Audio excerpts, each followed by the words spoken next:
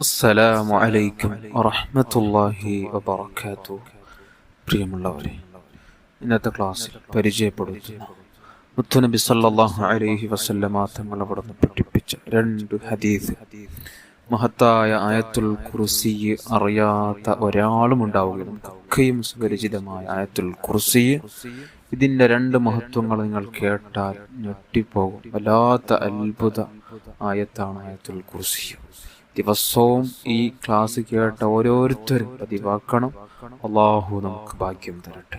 ഒരു ഹദീസ് പ്രകാരമാണ്: മൻ ഖറഅ ആയത്തുൽ കുർസി ദുബറ കുല്ലി സ്വലാത്തിൻ മക്തൂബത്തിൻ ലം യംനഉഹു മിൻ ദുഖൂലിൽ ജന്നഹ ഇല്ലാ അൻ യമൂത്ത്. ഒരാൾ ആയത്തുൽ കുർസി എല്ലാ നിസ്കാരങ്ങൾക്ക് പിറകിൽ ഒരു തവണ പാരായണം ചെയ്യൽ, എല്ലാ ഫർദ് നിസ്കാരങ്ങൾക്ക് ശേഷം ഒരു തവണ ഒരാൾ ഓതിയാൽ, അങ്ങനെ ഒരാൾ അദ്ദേഹത്തിന്റെ ജീവിതത്തിൽ പതിവാക്കിയാൽ, അദ്ദേഹം സ്വർഗത്തിലേക്കുള്ള പ്രവേശനത്തിന് തടസ്സമായിട്ടുള്ളത് മരണം മാത്രമായിരിക്കും. മരിച്ചാൽ അദ്ദേഹം സ്വർഗത്തിലേക്കാണ്. അപ്പോൾ മരിച്ചാൽ അദ്ദേഹം സ്വർഗത്തിലേക്കാണ്. ജീവിതത്തിൽ ഒരാൾക്കും ദുനിയാവിൽ ഒരാൾക്കും സ്വർഗം ലഭിക്കുകയില്ല.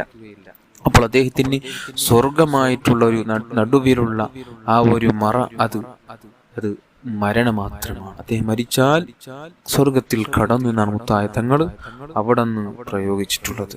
അതേപോലെ തന്നെ മറ്റൊരു ഹദീസ്: ഒരാള് ഇദാ അവൈത ഇലാ ഫിറാശിക ഫഖറഹു ആയത്തുൽ കുർസി ലൻ യസാല അലൈക മിനല്ലാഹി ഹാഫിദുൻ വലാ യഖറബുക ശൈത്വാനു ഹത്താ തുസ്ബിഹ.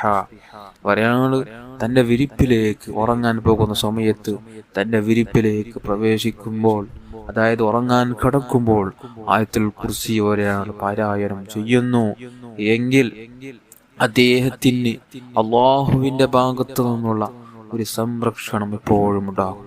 ഒരു കാവല് അള്ളാഹുവിന്റെ ഭാഗത്ത് പ്രത്യേകമായൊരു ഹിഫ്ള് അദ്ദേഹത്തിനുണ്ടാകും.